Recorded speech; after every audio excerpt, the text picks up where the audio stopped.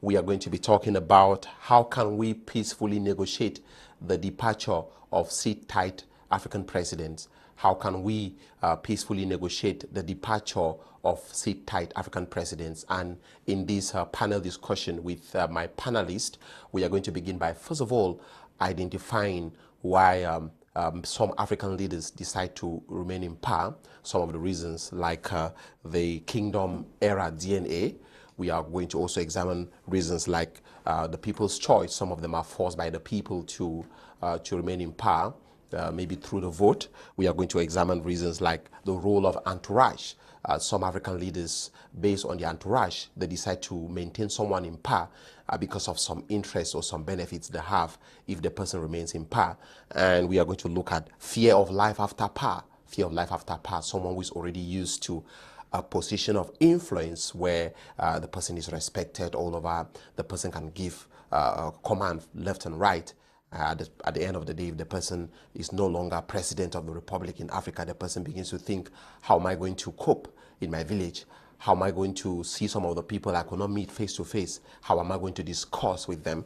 We also have other reasons like crimes against humanity. As you know, some African leaders can go an extra mile to remain in power, even if it means shedding innocent blood. And so because of some of these crimes against humanity, some of our African leaders find it difficult quitting power because they might be taken to the International Criminal Court, or the next president might not really take things easy with them. So that is going to be some of the reasons we are going to identify, and I know my panelists too might have other reasons. And then we now go to take a look at ways to send them away. How do we remove leaders from power?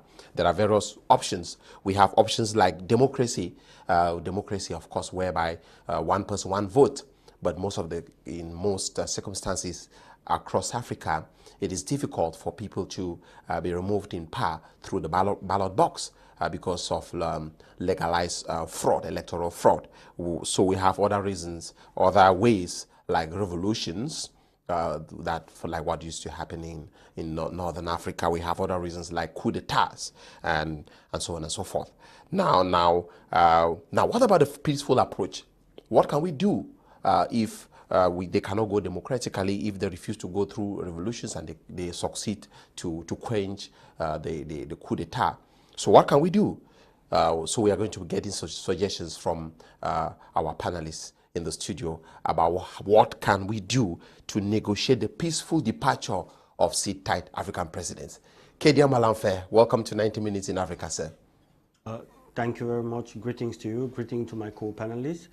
Greetings to the entire My Media Prime institution house for this opportunity they give us to come here and express our views. Greetings to all our viewers all over the world. It's a pleasure to be here again. Ndiwum Emmanuel, Mr. Slow and Steady Facts. You're welcome, sir. Thank you very much, Boh Elvis, and greetings to my co-panelists. It's always a pleasure to answer President on 90 Minutes in Africa. So I greet all the fervent viewers of this prestigious program across the board. And I want to use the occasion to congratulate you and your team for launching the New Era Youth for Africa, for legalizing the New Era Youth for Africa civil society organization. Probably in the days ahead, you will tell us more about what you are doing and what you intend to do. Thank you very much. That reminds me to tell Africa that where we are now, we already have 2 African countries that have accepted to partner with us and to set up our branches in their country. I just hope that from Ghana, Mali, Sierra Leone, Cote d'Ivoire, everywhere, Senegal and Africa, just be, if you have any interest, you can pass through the moderator of this program, you get to us. Why not partner with us, establish NEA in your country, and all the objectives we have to run across Africa will also be a benefit to your country. Thank you, Jimmy Mawel. We are also joined by a senior researcher and peace negotiator, Elijah Enoaku. Elijah Enoaku, thank you so much, sir, for accepting my invitation once more. Thank you, Mr. Boh, and thank you for the colleagues in studio. And thank you all the viewers of this illustrious program, I'll call it. And hopefully we'll be able to shed some light on the topic and the discussion that we're going to be having today. and be able to make Africa a better place for everybody. Elijah, before we launch the debate, I would like us to do a kind of a quick reaction on some news events, beginning with what is happening in Mali. Of course, about 49 mercenaries from the Ivory Coast were arrested in Mali this week, and it has created a diplomatic row between Mali and Ivory Coast. Can you lay emphasis on that, just briefly? Yes, that's a little bit of a drama going on there between Ouattara and Assimi Goïta.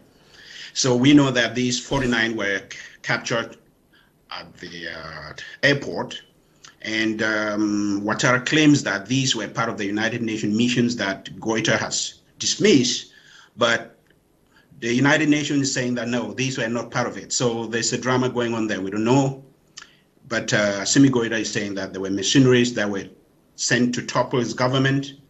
Goïta Ouattara is insisting that these were part of the United Nations team. But again, the discussion seems a little bit unfortunate for Africa, that at the time when we are supposed to be talking about African countries coming together as a bloc to help other African countries, we have this kind of scenario. But again, the details are still, unfolding. We don't know the truth as of now. One part says something and the other part says something. So in the coming days ahead, we're going to know more details about this.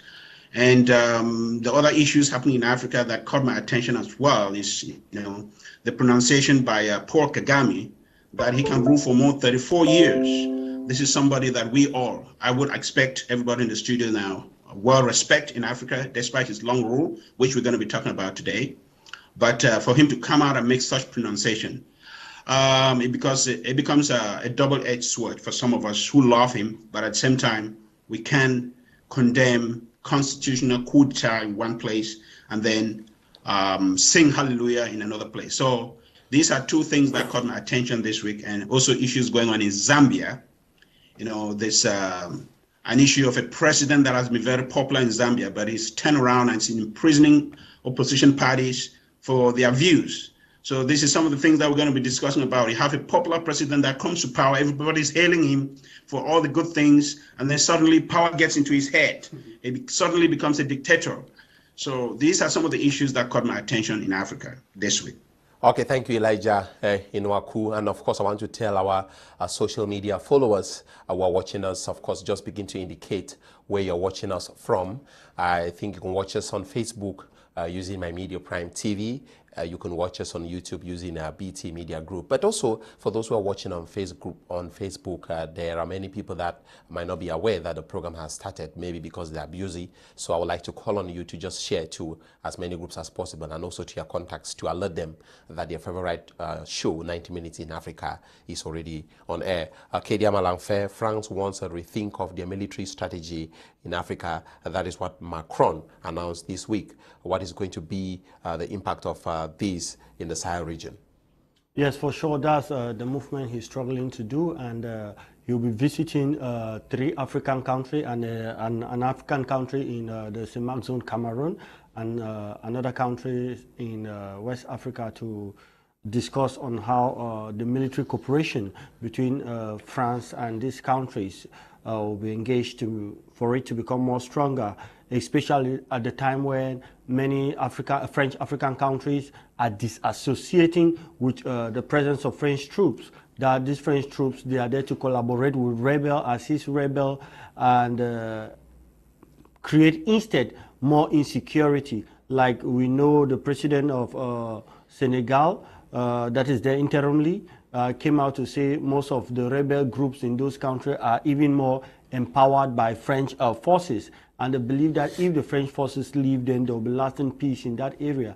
So France is failing in Africa, and he is that dying dog that still struggle to attach to something, but is actually not moving. The second thing that caught my attention in Africa has to do with the peace meeting between Laurent Gbagbo, Ouattara, and Kounambe Dié, the first president. To see 3 former presidents of a country two former presidents and the present president to sit together. I think the last time I saw that was in Nigeria, where I saw Goodluck Jonathan, Olusegun Obasanjo, and the rest sitting, discussing together. So seeing that in Ivory Coast, I believe that peace has finally come to that country, and the civil war that had been there has created this opportunity for these leaders to come together, sit and ensure that they collaborate together and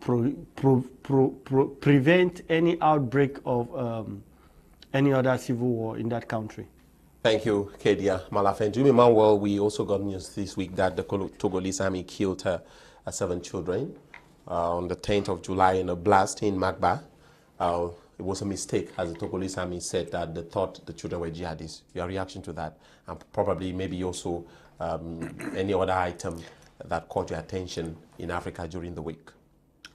Yeah, you will bear with me that our military in Africa is supposed to be well trained in order to be able to detect the dangerous people from the non-dangerous people. So each time I get such news that the military is coming up with flimsy excuses that they thought they were jihadists, I don't know what parameter they took to dictate what material those children were carrying that could easily portray them as jihadists. We have seen it in many countries in Africa, including Cameroon. And I think each time such a thing comes up, we have to condemn it first before trying to take any next step. Now, before I continue, you see, I would like to once more congratulate Assimi Goïta, for the great job he's doing to free his motherland, which is Mali. On a sister platform yesterday, somebody who happened to have shared the platform with me, she calls herself a security expert, was very quick to condemn that Assimi Goïta took the wrong step because those, and she was in affirmative, Boh, that those 49 soldiers, Ivorian soldiers that were taken or that were arrested in Mali were UN peacekeeping forces. So I want to repeat here, they were not UN peacekeeping forces, because UN itself has debunked that allegation. So there are certain things in Africa, before you go on air to pronounce them, even if it is your domain, make sure that you do your assignment and you do it very well. Now, you need to know a friend to your enemy is equally your enemy. We know the role that Ivory Coast has been playing in Africa to maintain the long stay of France. And so you will not expect Mali to sit full her arms, welcome mercenaries from Ivory Coast without any formal mission statement. If there was a mission statement between the two, diplomatically, it could be understood. So that's what actually caught my attention. And again, the flying news that Mr. Macron will be visiting Cameroon in the days ahead is another news. It is alleged. We cannot independently confirm that. But for whatsoever reason that is bringing him to Cameroon, we shall equally know, and we shall come back to talk on that. Like my brother said, France is now the lame duck in Africa, and she is doing everything possible to make sure that she does not cut ties with her former African colony. Thank you, Ndiwum Emmanuel. Remember, in the first days of this program, when we started this program, if you watch the teaser of the show, you are going to hear me saying something. Should Africa go back to the kingdom era? Because as you know, it was a discussion I was asking one of the panelists, due to the fact that probably when you take a look at what is happening in Africa, where leaders find it difficult to hand over power democratically, it gives the impression that maybe the kingdom era was better. And so we are now taking a look at identifying why leaders stay in power. And Kedia Malanfe, one of the reasons why leaders stay in power in Africa is the kingdom era DNA. That is the fact that before the coming of democracy, we used to operate as kingdoms. We have all the kingdoms we had in Africa, and now we introduce democracy. But at the end of the day, those that are holding those positions still have that DNA of the kingdom era. I want you to comment on that. Yes, that's one of the perspectives which African leaders are struggling to fight their natural being and the coming of the Western system of democracy and election. Because if you studied history, you know that Africa was made up of kingdoms. The Malian Empire, the Kanem Borno, the Ghanaian Empire. Africa was made up of kingdoms. And now with the coming of the white man system, that there is what is known as democracy, that people need to come together and vote for somebody, and after a particular time for the person to leave. But us in Africa, that's a system we grew up in, and that's a system that with the white man system is complicated. Even though we should also know that Europe was made up of also kingdom. The only country that was in Europe that really didn't practice the royalty system, I think, was France. And even in France, the king of Bordeaux controlled the whole of France. So it is a system which Africans are trying to adopt into it. But that is not the major reasons. I believe with the course of the program, we'll talk about the other reasons that we do have. But I don't think the issue of the fact that we had kingdom is the major aspect. But I will relate the issue of kingdoms with the context of our topic now has to do with African leaders that ruled, left power, and gave power to their son immediately. Those are the aspects we can compare it with the royal system that existed in Africa. And we've seen that in many countries in Africa where sons succeed their father directly. After the demise of their father, they go through it. Then there you see now the aspect of royalty and kingdom that is being manifested in Africa. We'll talk about the case of Gabon. We'll talk about the case of Chad. There are even cases that the president are still alive, and you see their son being named and given title of constitutional heir, that after their father, immediately they'll be the one to take over. It brings back that royal system that had existed in Africa. For example, I will talk about the president of Guinea Equatorial, where he is the president and his son is the vice president and the constitutional heir of the father. Meaning that if the father is not there, automatically the son becomes the successor. This still go back to the royal aspect which Africa had existed in. Those are the aspects that we decry and say they are unacceptable. Okay, thank you. Ndiwum Emmanuel, one of the reasons why some African leaders decide to stay in power is the sweetness of power. Power is sweet, the kind of majesty that comes with occupying the position of president of the republic, and there's a kind of aura that surrounds them. When you have the opportunity to meet the head of state face to face, you really feel that there is kind of power emanating from where he is, and receiving all the honors, the military honors, having the possibility to take key decisions affecting the life of the nations. These are sweet things in life that it will be difficult for anyone to let go. But the first question is, how many citizens in Africa succeed to meet their presidents one-on-one? How many common citizens in Africa can testify, can give a testimony that I have met my president? Now, we have gods in Africa. We don't have leaders. We don't have president. We have people who are in human form, but at the same time, they have been made gods by the virtue of the fact that they are seated in the presidencies of the various countries in Africa. Now, when it is true that power is sweet. It's a fact that cannot be disputed. Does it mean that when power is sweet, we should sit and die in power? That's a question. Some of them remain there actually because of the goodies that you just enumerated a while ago that they are enjoying.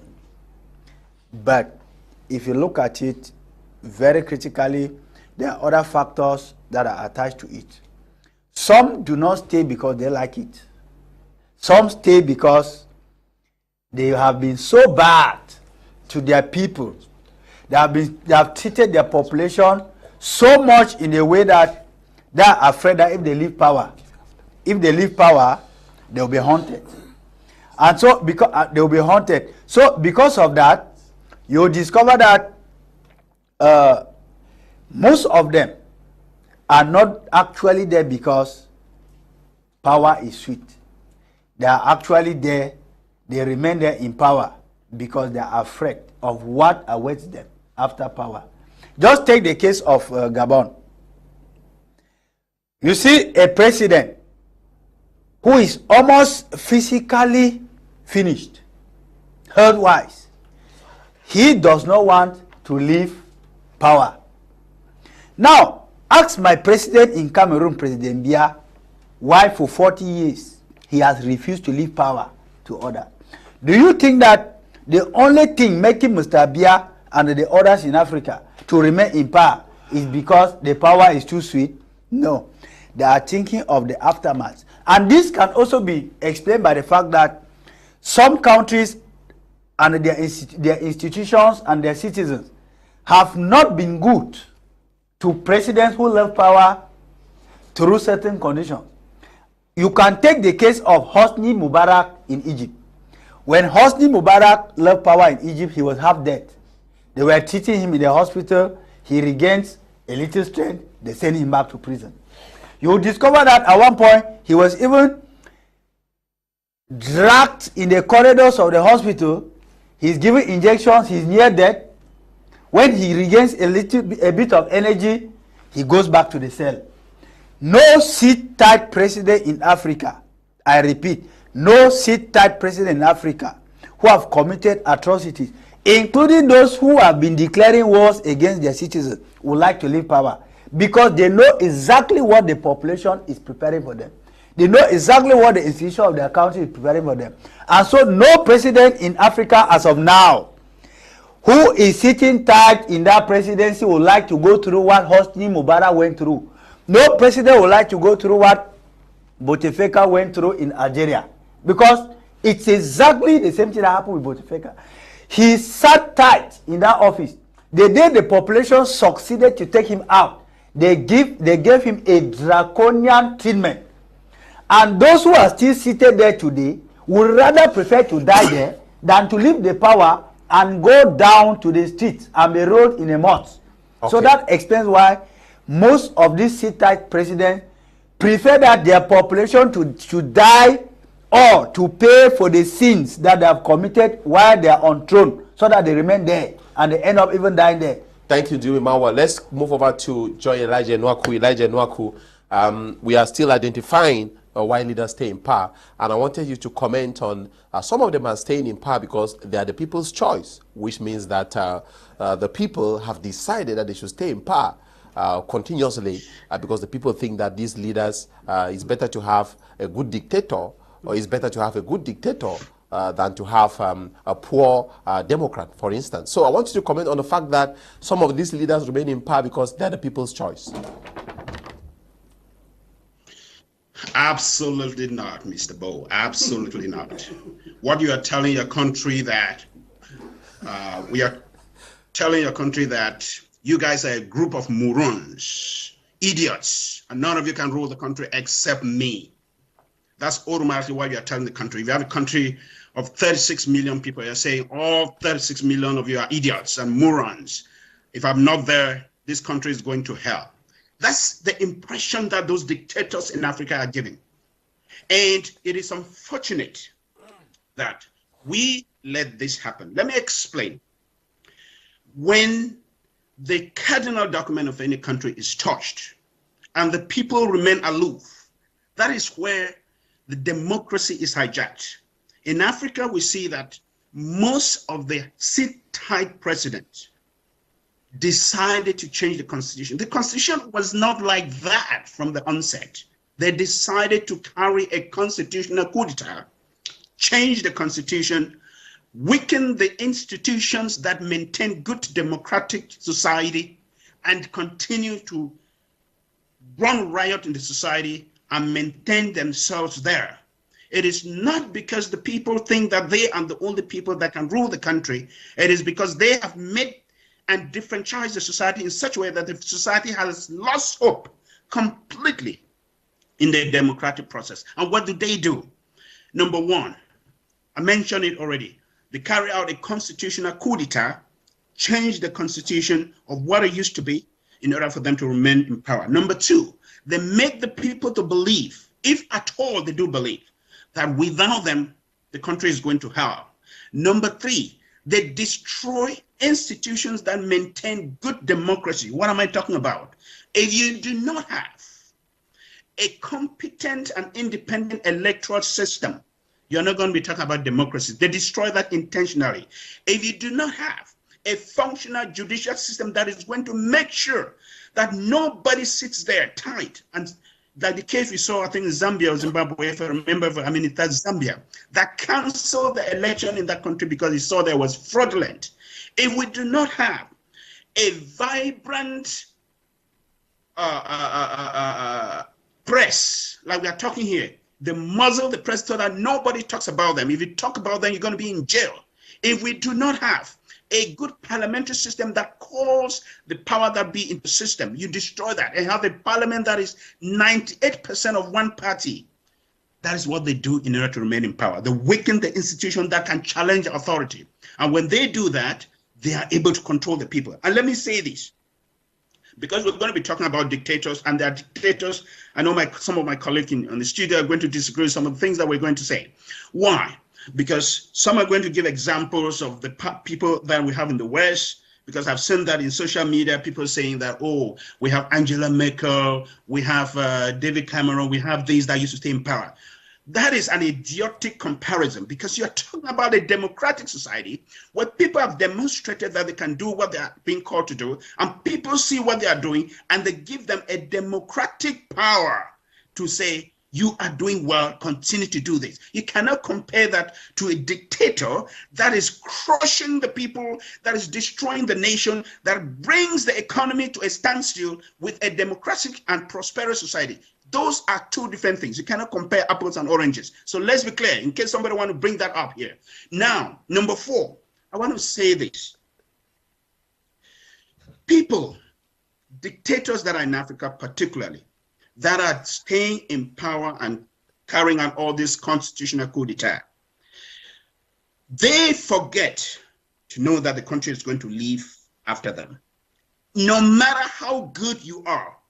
Let's take the example of Nelson Mandela. He realized that if he comes to power and wants to use his authority to remain in power, he is not going to go down as the Nelson Mandela that everybody hailed, but he's going to go down as a traitor, as a villain. A lot of African dictators do not start out badly. Those of us in Cameroon, we know the 1992 euphoria that when Ayejo gave power to Paul Biya, all of us were talking about regal and moralization were jumping up. I was a kid, but I could understand a little bit about what was going on because my people talked about it. It was talked about it in school. Everybody said it was a new era for the nation. But where are we today? We are a highly indebted, poor country, begging from crumbs from the IMF, being given loans of highly excruciating rates, and we are being controlled by France, we are being controlled by IMF, we are being controlled by the Bretton Woods institutions. It's a shame. It's a shame. It shouldn't be happening in Africa. Thank you, Elijah Enoaku. Thank you so much. We're coming back to you. We'll continue with the line of discussion, identifying why leaders stay in power. And I want to use the opportunity to welcome the man who doesn't speak with water in his mouth, Dr. Ako John Ako. Thank you, sir. After a long time, you are back on 90 Minutes in Africa. Yeah. So, and I would like you to do all the same to right away to comment on the puppet choice. Puppet choice as one of the reasons why leaders stay in power. You know, Idris Deby Itno, once when he was still alive, he granted an interview to a French media. At one point in time, he was telling the journalists that he stayed in power because he was asked to do so by some friendly countries in the West who never wanted him to go, maybe because of the interest he represents in the Sahel. So I want to know how puppet choice helps to keep leaders in power, dictators in power. One of the things which is sad, if we want to talk of dictatorship today, we thought it was the issue of the East, meaning those who were in the far Eastern Asia that practice this particular type of politics. But today you realize that when we talk of dictatorship, it is more settled in Africa. And when you look at Africa again, it's not in traditional cultural African society, it's again in more what we call colonized African societies. So when we talk of puppet leadership, you should equally know that even when Deby, which you just quoted, at several times attempts were made to eject him out of the presidential palace in Jamena with forces that were coming from the colonial master, and that those same forces which we saw again marching towards Jamena, that took his life. The moment he was assassinated and killed, the rebels in Jamena disappeared. And so people are doubting where those rebels have been up to now that agreed that the son should continue to be a leader. We again look at issues, not forgetting that somewhere we have Faure Gnassingbé, who is equally the current president in Togo, and that whatsoever he's doing so as an individual that has been appointed and pinpointed by the West. Since the death of the father, he is equally ruling that country as one who was appointed. When you look at the same situation that we are trying to find out here in Gabon, it tells us and gives us an idea that Africans are not serious by themselves. 40 years, President Paul Biya has been ruling and ruling well. Remember that he lost the elections in 1992. Cameroonians knew that the SDF won with over 39% of the votes. Those votes were turned over, that those votes given for the SDF were those of the CPDM party, and the votes gained by the CPDM party were considered to be the votes gained by the SDF, which means President Paul Biya won the election with 39% and SDF 37%. This we were told that agreement between Bamenda and Paris did not work well because the French president at the time equally gave a call to Ndiwum Emmanuel that if he can't continue in the same light they have been considering and recognizing that France remains the colonial master of Cameroon and that French interests will be protected under his reign. Election took under serious tension, and the Ndiwum Emmanuel was placed under house arrest for close to 3 months in his house in Bamenda. He has no right to move after election. Imagine somebody preparing to become the next president, won an election which everybody knew very well, ended up losing because the cable network did not permit him and that he could not protect such interests. So when we talk of puppet leadership, you will again understand we are here in the caprices and the coins or the cones and of the cribby deep sea port that we borrowed money from Chinese constructed the deep sea port, and an individual decided again to hand the same seaport to Bolloré. Bolloré, we have been crying that Douala is not doing well. You imagine that such decisions. I want to come again on the second contract, the project or the second bridge over River Vuri, which we all cried out that the Chinese government would have been better to construct all this particular bridge at close to about 21 billion francs CFA, but we were shocked that this same contract was given to the French Institute for Development at over 64 billion. And what happened later, nobody could explain. It was a token given to the French people as a gift for French National Day. I remember this contract was officially signed on 14 July. That year, that contract was awarded to the French because there was serious tension between Sarkozy and even his successor toward their own palace. It is what we are saying now. When you look at it, you imagine that those who are seated in power have their protection far from Africa, far from their country. They know very well that they have never been voted. And so for you to be elected a leader, for you to stay on in power, it is only in Cameroon now that we know, if people are not aware, that the longest serving president, elected official in the world, is found in Cameroon. And that nobody can compare that. Nobody can contradict that particular type. That others who camped out at times to even take over power democratically are looked upon as enemies to the nation. They are looked upon and given them as unpatriotic citizens because we think that democracy belongs to the people and the people choices should supreme. But now when you have leadership which is decided from abroad, that people even indict and say, okay, this one can be a minister, this one cannot. And it is shocking for us to understand that such leadership will never succeed because the people by themselves, it gets to even local politics.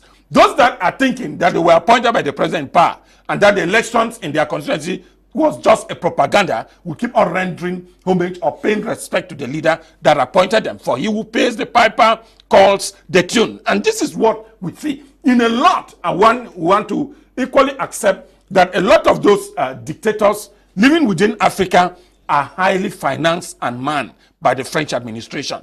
And it is one of the next approach which I think if the French Empire doesn't take care, it will mean that one day the consciences, the consciousness of the people, when the people one day rise against such leadership, then it might be just an end to the French influence in Africa. So we need to change a step ahead. Remember, people will equally tell you that yes, in China, they manipulate and that the Communist Party, Xi Jinping, will be ruling without limit. And some people will be telling you that if you go in places, again, far from there, like in Russia, that Vladimir Putin has been there and has been doing well. You know, in Africa, we have this mind of negative tendency. Nobody will tell you that Nelson Mandela ruled for a mandate and left office. That one was a negative tendency. And that somewhere in places like Botswana, that in Botswana we have not heard them, and that they have been carrying constitutional elections and people have been replaced, and the country is one of the fastest growing economies in South Africa. Nobody will tell you that in places like Seychelles, they are doing well, and also places like Mauritius. People will not, yes, Mauritius. People will not tell you this.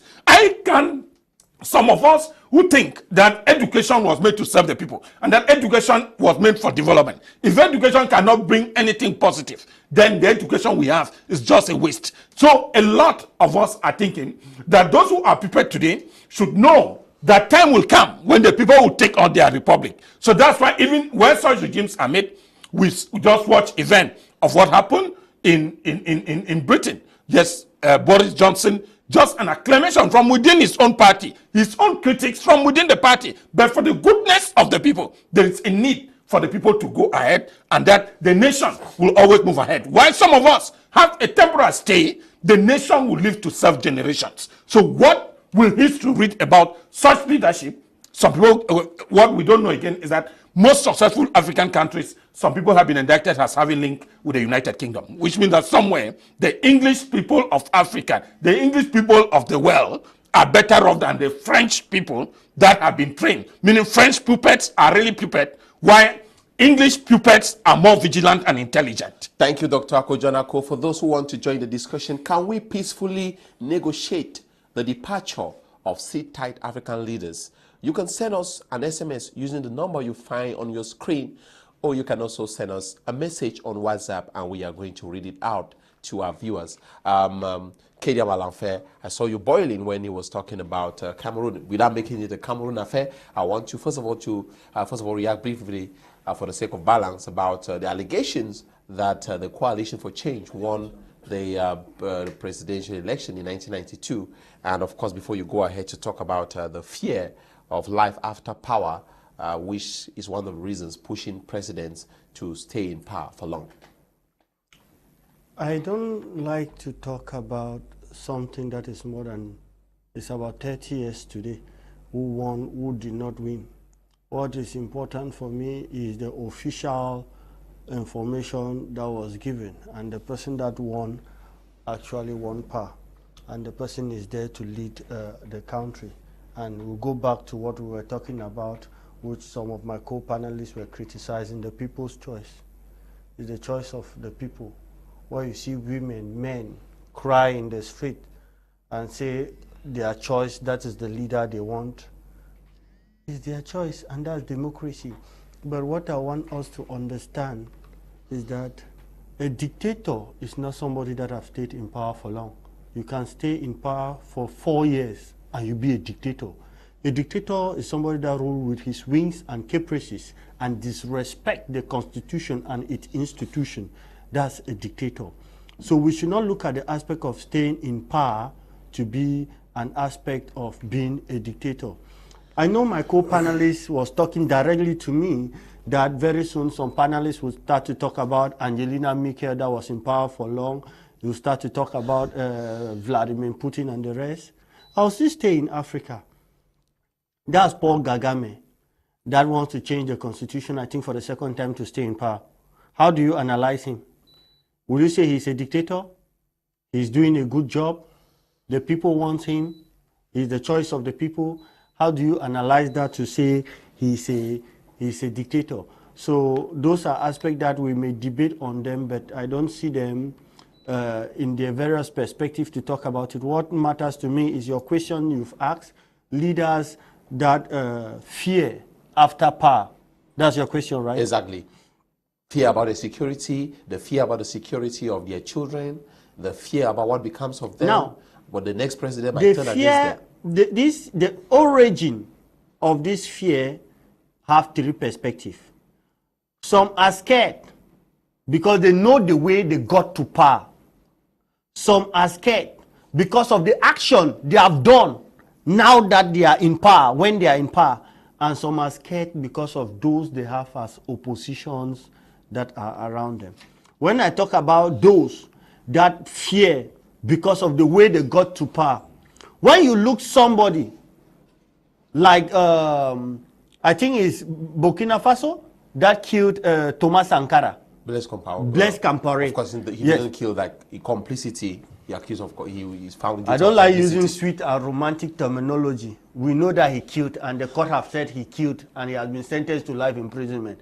So we should not use romantic word over supporting a murderer. Now, when you look at such a person, you killed your closest friend and brother. You people schooled together. Because of greed of power, you killed him. You take over power. You rule.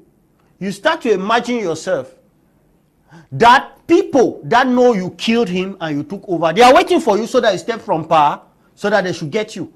That is why he stayed in power for long. And even when he left power, ran to another country, those people say he has to account for it, and he was brought to justice and he was sentenced 40 years life imprisonment.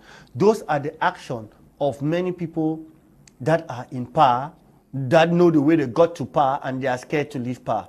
We have those that are in power, that they do a lot of assassination.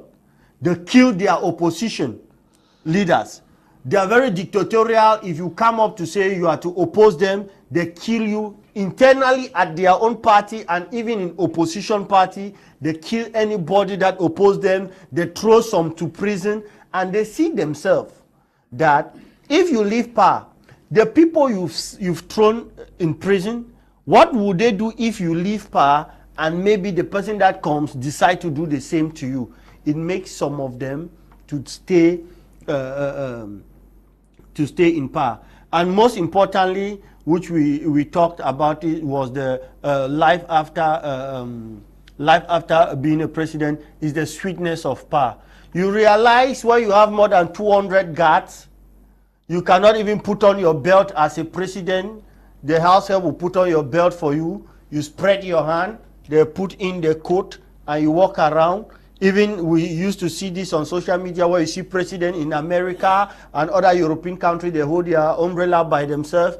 But in Africa, you put your hand in your pocket and somebody holds the umbrella for you. So when you look with all this sweet life, some of them don't even have a fixed salary, that their citizens don't even know about their fixed salary, because there's no difference between their personal bank account as president and the account of the country. There's little or no difference between the two. So you realize that this high level of enjoyment that some of these leaders they have, it makes them to decide to stay in power, because they imagine themselves, when you leave power, the type of luxurious life you are living, the type of security and grandeur, the ceremonial powers you have, you will lose them. And I understand some of them, because I remember being a refectorian at St. Paul's College, Bojongo, and being a refectorian, I enjoyed the sweetness of power. And when the government was about to change, I realized that leaving power is not easy. So I understand some of them, even though I had to leave power because it's something normal, I didn't have a choice.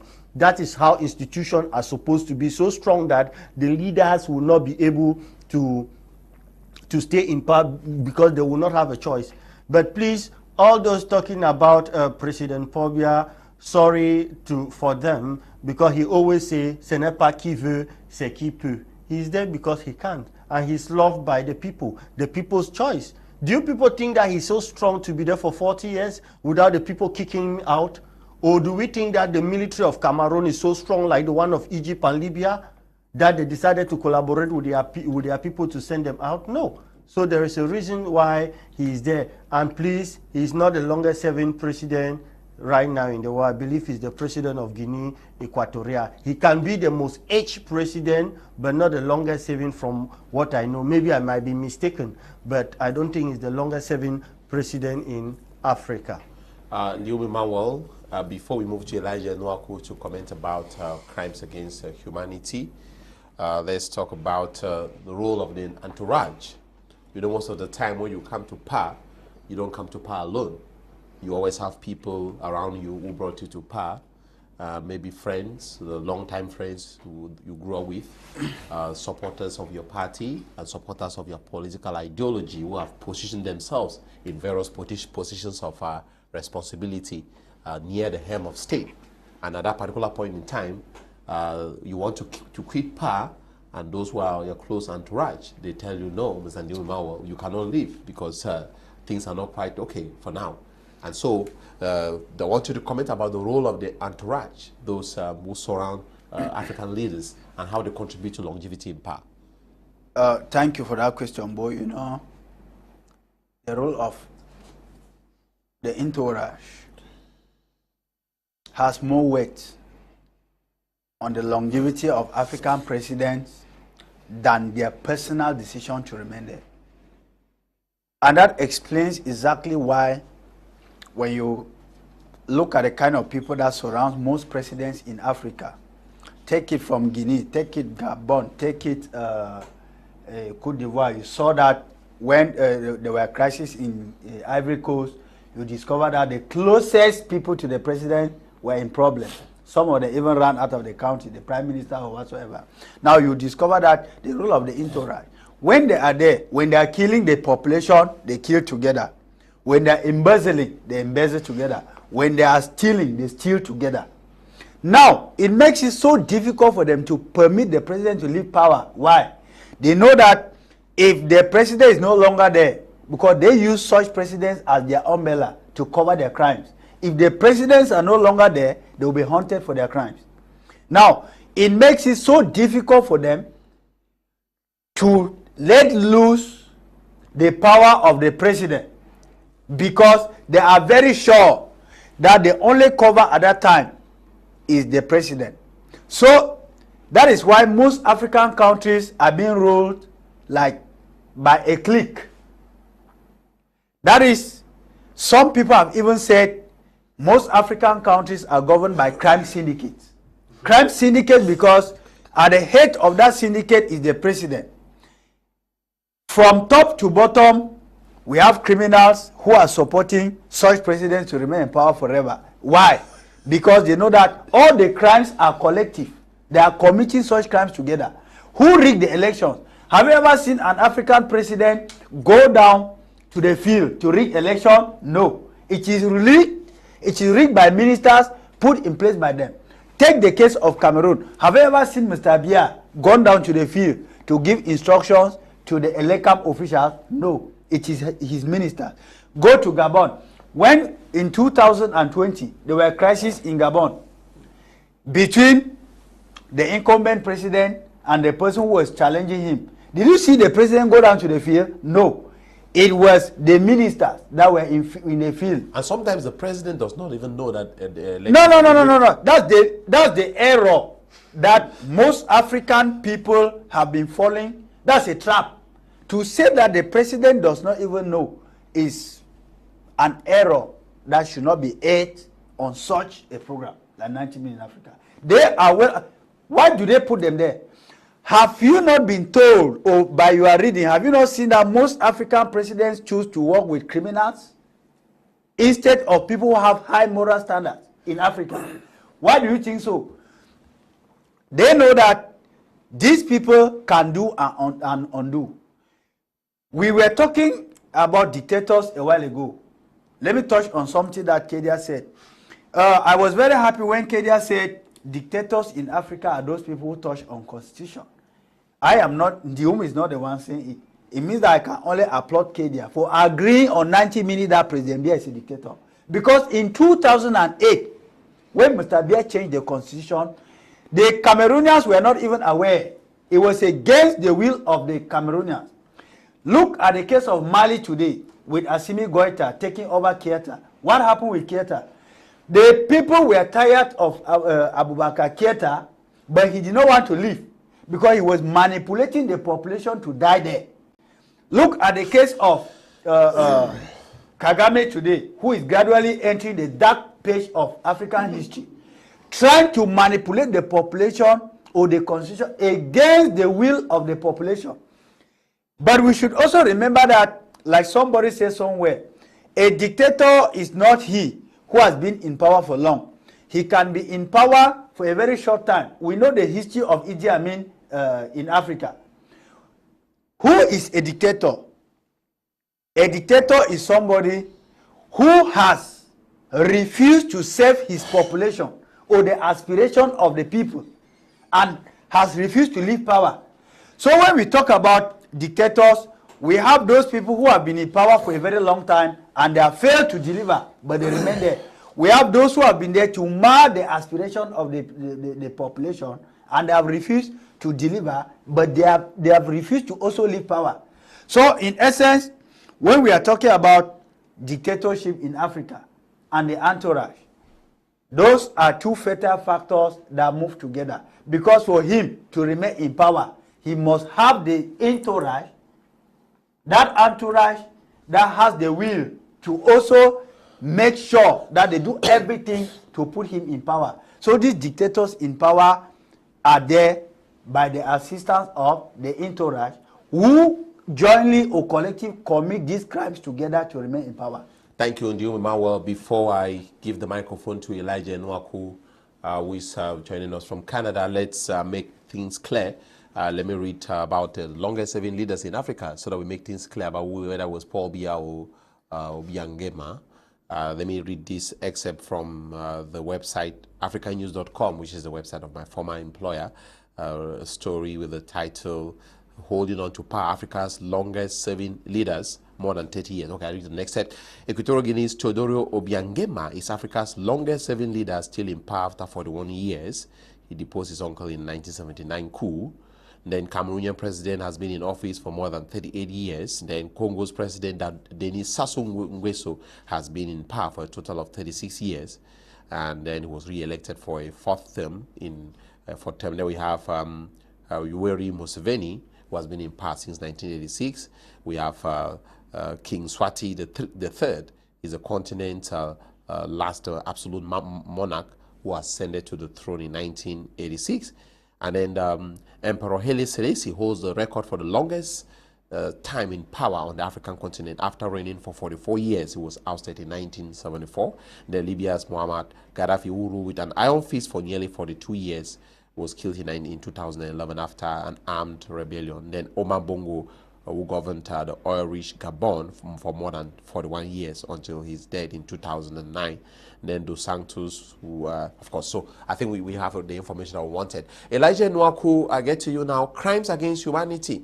You know how, I mean, you are there in the West, and probably you might give us an idea about how courts like the International Court of Justice operate. I know that when a leader is in power, especially if you are the commander-in-chief of the army, you have to also take responsibility for crimes against humanity that are committed against innocent civilians, which means that not only the soldier who pulls the trigger is responsible, but the command chain, meaning the person who commands the soldier, right up to the commander-in-chief, who is supposed to be the president of the republic of that particular nation. So how can we say the fear of crimes against humanity is pushing some African leaders to stay in power?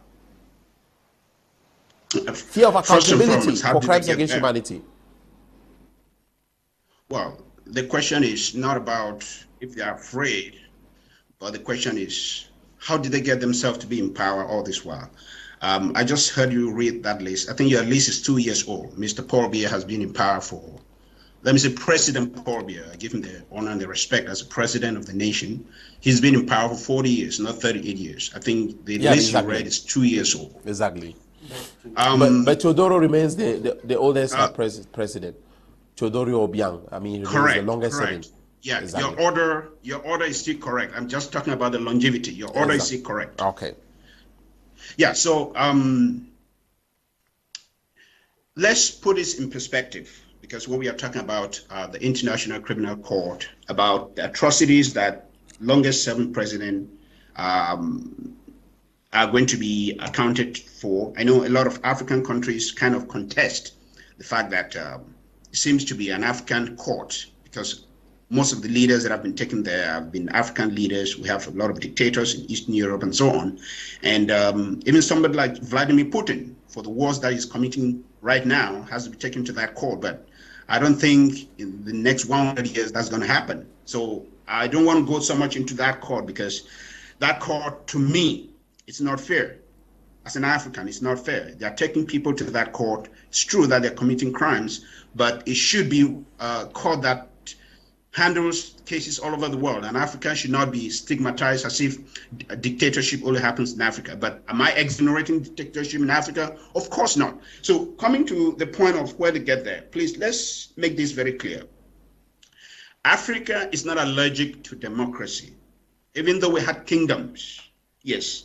But these kingdoms, we know how these kingdoms were ruled. Our kings had their representative, and all the representative went to their various neighborhoods and the quarters, and they brought the aspiration to the people on the traditional council, and then the traditional council would sit down together and make a decision as representative of the people. So in the kingdoms of Africa, there was representative democracy. Even it was not called democracy, but it was representative democracy. So let us not make as if Africa is allergic to democracy. That's not true. Then number two, I want to say that the crimes that are committed, whether the gun is being pulled by a soldier, the gun is being pulled by overzealous militants, as we have seen in Africa, that people who are not even soldiers hold the guns and kill civilians who are not of their own political party.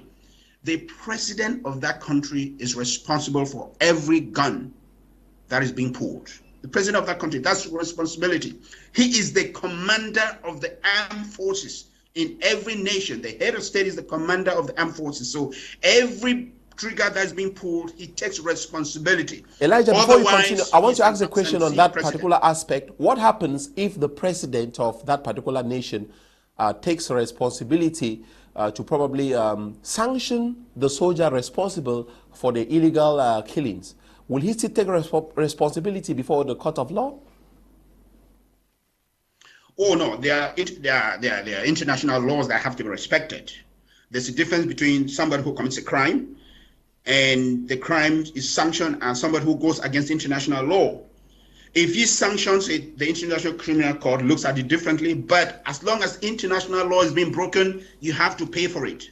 Human life in Africa is like flies. People there's not regard for human life. You hear about people being killed every day, people being thrown to jail every day. And when we are talking about dictatorship, like somebody already said, it's not about longevity in power, even though that's an aspect of it, but we are talking about absolute control of power against the will of the people, not listening to the aspiration of the people.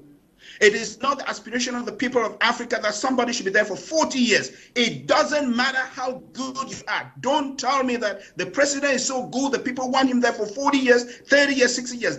That is not the aspiration of the African people. Whether you are Paul Kagame, or you are Teodoro Obiangema, or you are Mr. President Paul Biya of Cameroon, or whoever you call yourself, it is never the aspiration of the people that you are there for 40 years. The people are not morons. You are not the only person that can rule the country. Because as I said from the beginning, the impression that if you are not there, the country is going to go in flame is the narrative that we are being given in Africa.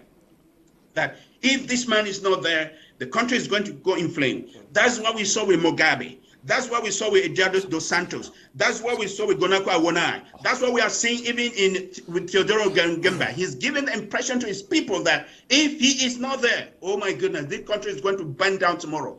He's telling his people that you are all morons. None of you can rule except me. If I'm not there, the country is not going to prosper, which is completely false.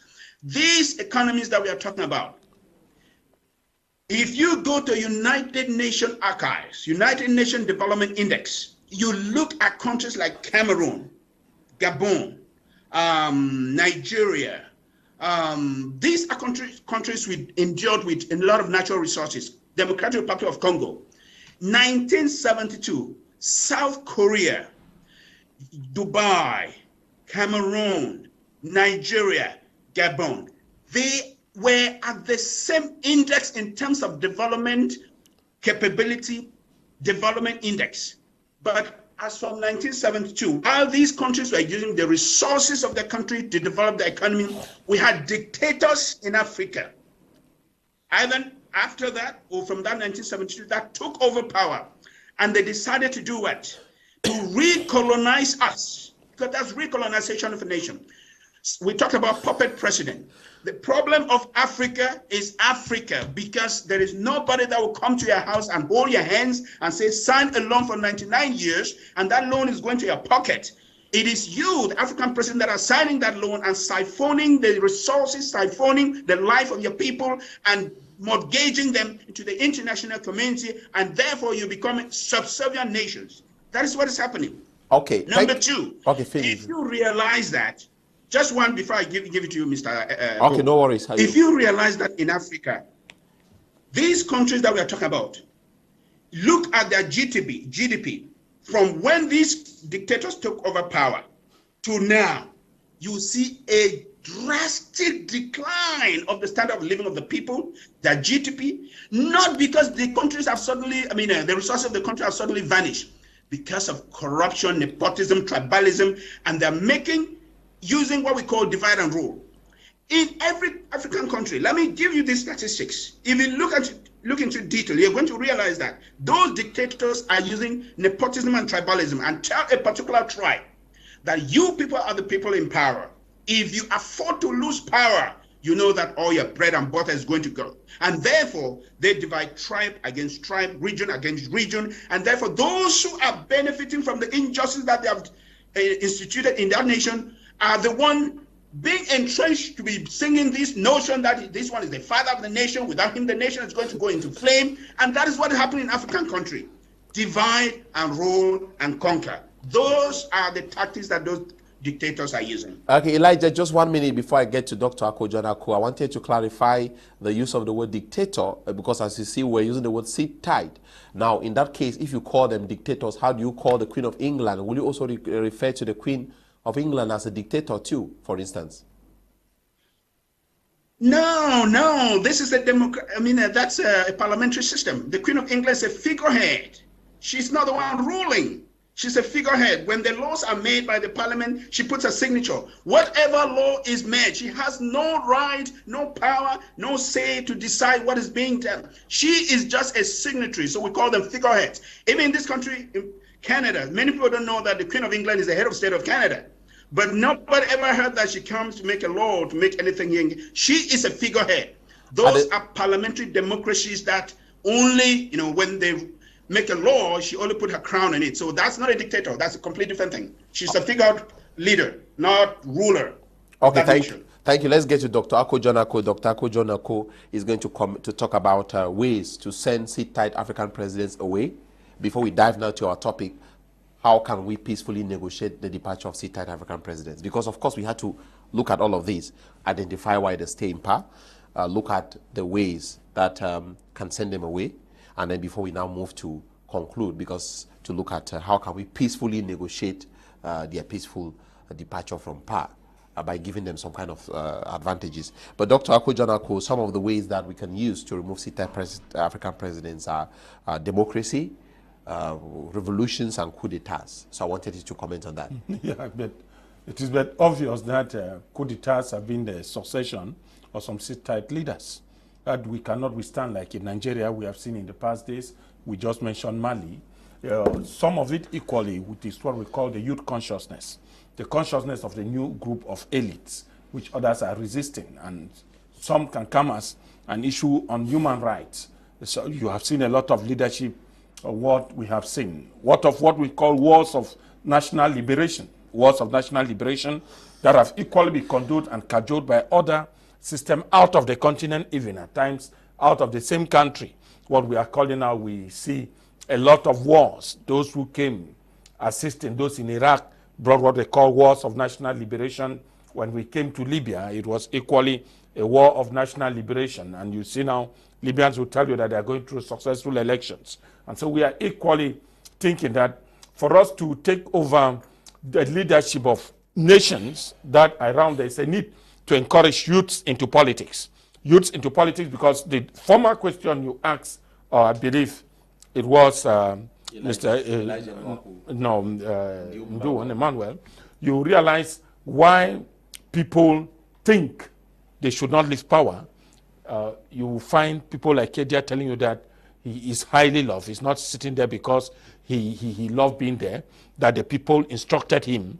And remember, the head of state wants equally, why in Paris, they asked him, will he present himself for the next election? President Pobia openly said it is not his wish, it is the wish of his people. And we have seen what they call l'appel de peuple. L'appel de peuple, where 4 or 5 people sit in one glass house. When there's good whiskey, they write a statement and write for the people of Manu. Then you find the people of whom, who said they represent the people of whom. But these are the same people that used to ask us on platform that who gave you the mandate to talk on behalf of the people. Now, when they write a note of that nature, time just 5 lines, that the people of FACO have asked President Pobia to stand again. I believe we have seen that already from people from Mesa that are still asking the head of state to stand as a leader. And this is the backing. When you go to the signatures in that paper, doesn't represent the makeup of that particular division. So one of the things which we need to do is that youths must get into politics. Youths must get into politics. When you look at the elderly class that is ruling us today, you realize that there were a group of, criminals that developed somewhere, because you find them, they are all elderly people. In fact, in some places, they are even called ancestors. Ancestors because a lot of their friends are no longer alive. And when you find them ruling, when their own children are still not even capable of gaining a job. Some people's age has been renewed, meaning they still stand younger than you and me, even when they are in public offices. And we know that you cannot serve a nation, really, after a particular age. Age is a limit. Age is a limit on energy. Age is a limit on thought. Age is a limit, even within technology. Because there are things that happened yesterday. People don't know that we can rule economy by being smart in the internet. People don't know that we can rule an economy by entrusting a nation to 40, 39, 30 years old leaders. Like we have seen in places like Finland, we have seen President Emmanuel Macron, 44 years, will be coming very soon to Yaoundé, and you find a type of old people, his own ancestors, will be standing to welcome him and give him such a standing ovation whenever he's talking. These are some of the things. In Africa, it is only believed in such system that until you get to a particular age, you cannot hold a particular office. That's why in Cameroon, it will be difficult for us to point out if a minister can be in Cameroon at 29 years. It will be very difficult. If you want to be a minister, you must acquire at least 60 years before you are appointed. If you don't have gray hair, you cannot get to parliament. If you get to parliament, then somewhere you might have negotiated your part, because everything in Cameroon is negotiation. So within the leadership, we can equally negotiate with the head of state, but several times, the moment you even voice out, we have seen those who voice out within the party that they are capable of replacing and taking over the president. Just imagine your own party member, your own party militant, telling you that it's available to take after you if you are no longer willing. From that day, you become an impostor. You become a black leg. That is how they tempt you within the party. And now you become an enemy to all other party members. So just imagine a lot of that. So people sit down and think, okay, nations now can be ruled by Holy Spirit. And so what rules such dictatorship at times, they don't even know what happened in their own country. The same minister they appoint as a surprise. They even doubt, but who are you? When did I appoint you? But he has appointed a person. So you appoint leadership without knowing who you have even appointed. Because those who brought him to you are the ones that are aware. Just imagine, we can negotiate out leadership by, if you get in party politics that can replace him, even within somebody. We have seen a breakout. Somehow in Nigeria presently, if you are a member of the Nigerian election, a lot of people are falling out with Buhari because the same old outdated idiots who have not offered anything are giving and passing the stick of office to the next, and people to the dismay of the younger generation. Some people are signing out of the APC party. These are some of the experiences which I think within the African today, the educational awareness, the type of education we have received should equally come to tell us how we should govern, rather than They are telling us stories on how France was successful, how Britain is successful. Can we take the example like we just quoted here, how Mandela became successful, how did Nigeria become so sustainable in its own internal policies, maybe in agriculture? Can we take example within Africa and see how we can take over? We cannot be taking example. In fact, those who sit tight in power, those who feel they are afraid, it is the first step to tell you that you have failed. When leaders failed in office, that is where fear comes in. What is holding Goodluck Ebere Jonathan in Nigeria after leaving office? What is keeping Obasanjo after leaving office? A lot of them, the Thabo Mbeki in South Africa, they are involved in international missions and they are doing it well. There is no fear. It is generally said that it is only by your own seeds that you bury your own. This is, meaning everybody's output is the internal malaise of what you have put in. You can only collect or reap what you have sowed. So for us to negotiate these guys quietly, we have to respect institutions. We need to put institutions and respect them.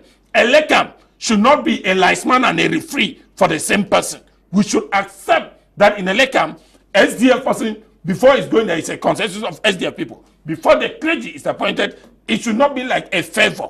Let's rule a nation, in fact, in a way that will push a lot of some leadership to see. In fact, I even prayed for some, I said some time ago, that there's a need for people to respect the Constitution. Constitutionally, if we respect the Constitution of this nation, Cameroon would have been a better place. Thank you, Dr. Kojonaku. Are we supposed to stop now? I don't know where is Kedia. Yeah. Oh, Kedia, you have the mic. Oh, Kedia, we now go to the negotiation table. Can we peacefully negotiate the departure of seat-tight African leaders? Because despite all of these things, I'm talking about some have tried coup d'etats and they fail. Sometimes in some countries they have tried revolutions, they have failed. In some countries the media has spoken out for them to leave power and they have also failed. So at one point in time you are forced to come to the negotiation table and maybe tell the president that, Mr. President, of course you are free to leave power and hand over so that maybe we will give you immunity after power. We are not going to take into consideration, you are going to publicly repent, and we are not going to take into consideration some of the crimes you committed. Mr. President, we are also going to ensure that you have a good security for yourself as President of the Republic and also good security for your children. Mr. President, we are going to make you, we are going to have a lead association of ex-presidents who are going to have an advisory board of ex-presidents who are going to have a special role to play in the life of the nation. Do you think this is a good way to go in terms of having negotiations with seat-tight African presidents? Can this work? The first aspect is to negotiate the life of a president when the president is not there. We've seen that in like a country like America, where when the president leaves, there is still security that the family has, the wife, children, and him. The president still remains part of the intelligence unit on important issues that happen in the country. Like as we speak, the former president of America, they know the day-to-day running of the country legally, that they give them information. And we also have countries like Ivory Coast, which Ouattara just signed in. How much will be given to president as salary? Retirement president should have a salary and a home that has been constructed to them according to their law and their constitutions. Those are the ways in which presidents can feel they'll be able to maintain themselves and their family. But the most important one, which many countries don't talk about it in Africa, because in America, when a president commits a crime and leaves power, Americans, they allow such aspect for the dignity of their country, which the law does not say if you're a president, you commit a crime, you will be free. It is not like that in America. You are responsible for your crime.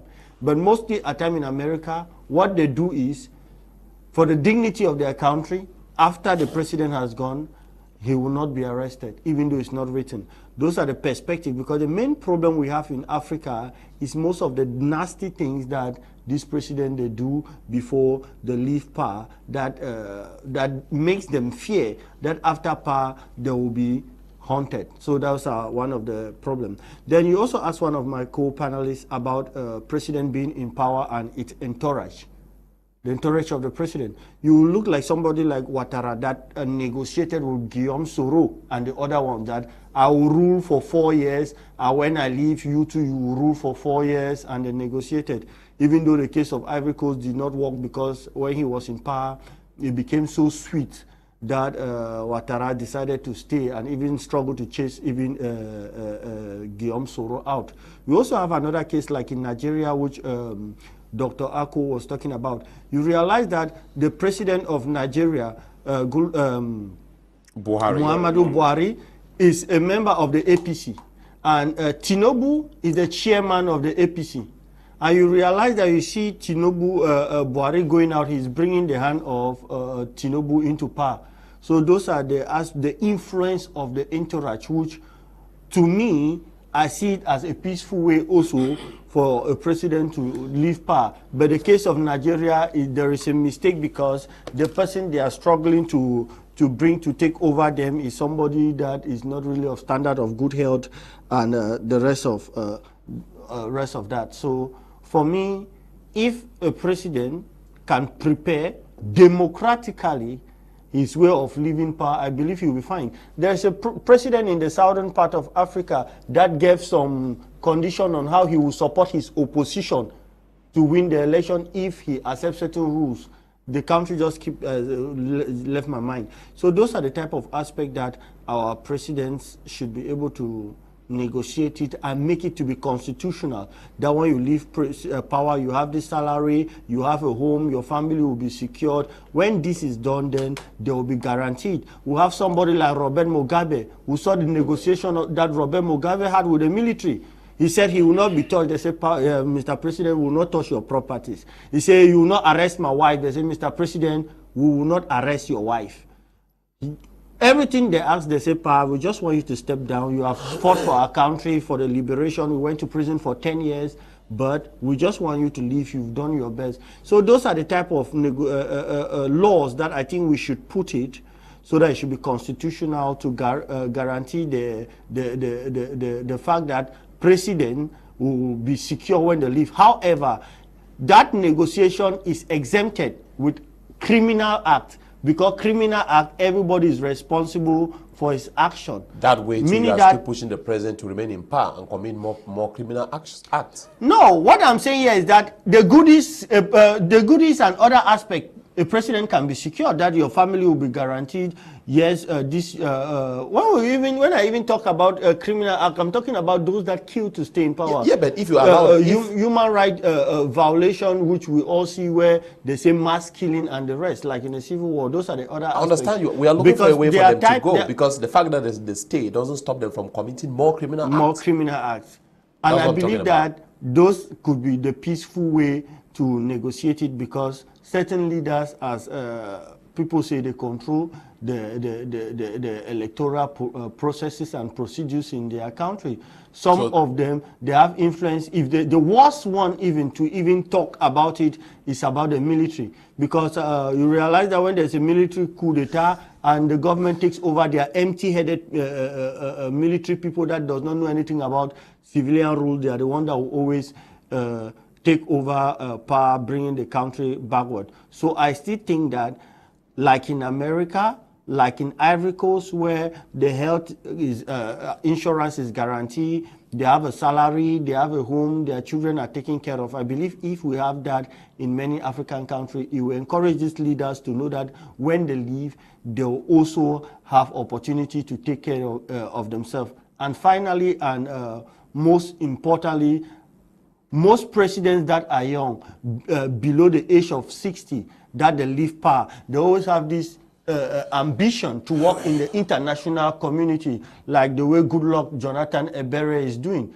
Most presidents, they leave power because they know that they have age and there are things that they will be able to do in the international community. But unfortunately, we have someone that are a little bit older, that they know that after leaving power, they may have nothing to offer. So some of them will not have to see this perspective. Thank you, Kedia. Ndiwum Emmanuel, I want you to give your own solution on this aspect, peaceful negotiation for the departure of C-type president, before we hand over to Elijah Enoaku. When the harvest is poor, we have to change the seeds. if you must regenerate a good harvest. And to change the seeds, there are many methods. There are some of the methods that will not be loved by these presidents when we use them. Because the word goes sit tight. Sit tight means they don't even want to leave. Sit tight means that they are seated there and they don't even want to leave. You know, what has killed Africa is the philosophy of strong men in the place of stronger institutions. If the institutions in Africa were functioning, we would have been thinking that we could go institutionally and remove them peacefully. Because with the institutions, it's very simple. The African, the presidential mandate in Africa should be institutional, should be instituted in a way that no president has the right to touch the constitution individually, like the case of Cameroon. That's one. Two, the presidential mandate should have a limited term. If we are told that the presidential mandate in US is only twice, let it be respected in every country in Africa. And that could also be achieved if the dying AU could have a say over such institutions in Africa. Now, when the institutional means has failed, we could go the Sri Lanka's way, structural violence. You go to the presidency and structural violence can succeed. Boh Elvis, let me explain. When we hear the word violence, we should not think that violence is always very much attached with the whole of arms. Structural violence in a situation where the whole population can storm the streets without any destruction. I know many people who contest that ideology because they think every nation where the population goes to the streets is being accompanied by destruction. But that's not the case. In Sri Lanka, we did not see any destruction. And we did not see how in either on the presidential side, military men were vested on the streets to start killing people with live bullets. But that might not be the same mentality in Africa. Our African presidents are going to respond. They are not going to respond. Yes, they are going to respond because they are sit tight and they are preferring to remain sit tight. That is why that kind of response will come in. Now, you cannot. Lastly, we need to have a forum to re-educate our African president to know that leaving power is not a sign of weakness, but it's a sign of honor to go down to history, to be archived in African history. Mubarak left through the hard way. Egypt has not finished. Keita is gone. Egypt has not finished. Idi Amin left. Egypt is not finished. We have a host of them that left, and Egypt did not finish. We cannot live in a country, in a continent, where in some countries, 60% of that country's resource is invested on security to secure the life of one man who cannot work, who is not delivering anything to that country. It's a problem that Africa needs to sit up and watch it. When it is not going the soft way, we can go the hard way. And when we go the hard way, and he leaves the office. Keita left. I've just mentioned that. Those countries that I've mentioned, the countries are still living. But this advice to African sit-tight presidents, remember that after presidency, there is another life. That is why Thabo Mbeki in South Africa could still walk, go to the gyms free after his presidency without the military and the bodyguard. So when you are in the office, roll the people the way you become friends to them on your way down. Not that when on your way down, you shall meet with resistance. Thank you, Ndiwum Emmanuel. We move over now to Elijah Enoaku and get his approach. We get the solution approach of Elijah Enoaku. You have about 3.5 minutes to give your solution approach. Peaceful, negotiating the peaceful departure of sit-tight African leaders. Let me put it to you this way, to all your viewers and everybody on the studio as well. This is where I fault the West. If we had regional blocks in Africa, the reason I bring these regional blocks in is because who is going to do the negotiation? You are not going to have the sit-tight president saying, oh, let me negotiate my exit. Who is going to do that? Is it the parliament that they control? Is it the Supreme Court that they control? Is it the media that they have completely squashed and make irrelevant? So who is going to do the negotiation? So this is where our regional blocks, I cry every day when I do some of the research and I see what's happening to our regional blocks. The ECOWAS, the African Union, SEMA, OWANA. This is where they were supposed to be coming in. And they see all these sit-tight presidents that are destroying the economy. And you have a functional regional bloc that can go in and have some of these suggestions that my colleagues in the studio have already made and say, hey, look at what's going on to your country. We can negotiate your exit. We've seen that happen with regional blocks all over the world, regional blocks that are functional. Because without regional blocks, gentlemen, it's not going to happen. You're not going to tell a dictator that is doing all the mess he's doing and destroying the country and enjoying from it to say that he's going to, who is going to negotiate with him? So regional blocks would have been the ideal solution to some of the sit-tight dictators that we have in Africa. But unfortunately, the West is hijacking the regional blocks that we have in Africa. African Union is a toothless bulldog that has been hijacked by the West, including China. You wouldn't imagine how the African Union is being manipulated today by China, and they have no say in what is going on in their country. We saw what they were doing with Assimi Goïta. We saw what they were doing in other countries that were trying to liberate themselves from dictatorship or maybe from colonialism. We saw what African blocs were instead going after them. We saw the imposition of sanctions against him. It's true that some of us might not support coup d'etat and bloodshed and all whatnot, but regional blocs have power to come in and put things in order and help this nation. That is not happening. Number two, I just want to call to the consciousness of African youths and people, and even those who are in power, to know that tables will turn. Remember what happened with Gonako Awanai. Those who were oppressing the people, when table turns, they took off from the countries. All the political party leaders, all those who were in government, all those who were, eating the finances and destroying the country, they took off because they knew what was going to happen to them. So you are a dictator today. Remember, you are eating fat. Tables can turn tomorrow.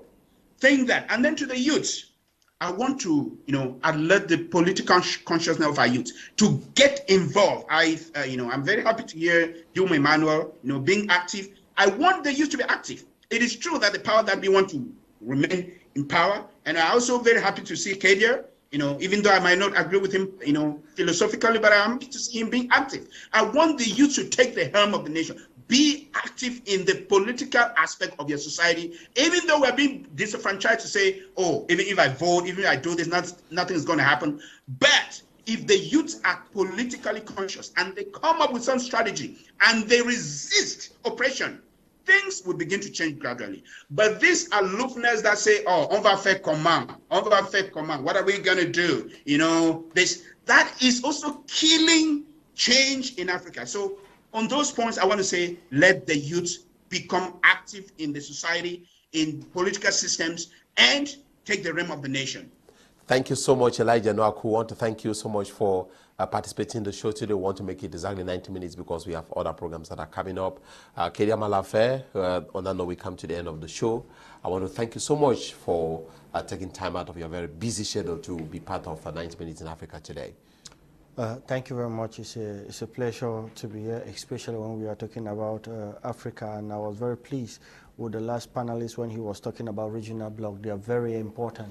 If you look at what they are doing at the level of ECOWAS, it's something we appreciate. And I think if other parts of Africa decide to empower their own regional bloc, then Africa will be progressing in a positive perspective. Thank you, Ndiwum Emmanuel, co-founder and Secretary General of the New Era Youth for Africa. We are looking forward to see how your civil society organization is going to create the highly awaited impact on the continent. Yes, thank you very much, Boh Elvis. And just to highlight that one of the objectives in this organization is to question the weaknesses and the strengths of the AU, and of course, question the policy makers in Africa. Please, you just give me 1 minute to pay homage to this mother who left, and Boyo has lost immensely. My grandmother, Madame young Benedictine Jang, who loved is a story that the Bens and the Bernadettes, they were named in after the 80s in Fundong came after her because she was a midwife. And so it's a heavy loss. And I just want to use this platform to tell all those who have been calling to find out the burial will be coming up on the 29th. And again, 90 Minutes has a center in Fundong, Gilberto Electronics, that each time it is 1 o'clock or 1 p.m. in Fundong, is like a football match. So we are thanking you out there in Boyo for making it possible to sell the agenda of 90 Minutes. I accept our sincere condolences, Ndiwum, and want to say shout out to the fans of 90 Minutes in Africa in Fundong and all over the continent. Dr. Akujonako, thank you so much, our legal guru, for your, for your input today. Yeah, we just thank God for making the time again. And that 90 Minutes is a program that is highly watched in Africa. We will always do our best to continue to impact Africans, and why not the young African generation? We have a role to play. We cannot allow outdated, obsolete brains to continue eating and killing the same continent that we believe in. Thank you to Eli Nolinga, Ewane, our producer. Thank you to Kum Leonard, the coordinator. The program was supervised by Brian Tambe. I am Boh Elvis. Thank you for watching. See you next week, God willing, for another edition of 90 Minutes in Africa. Bye-bye.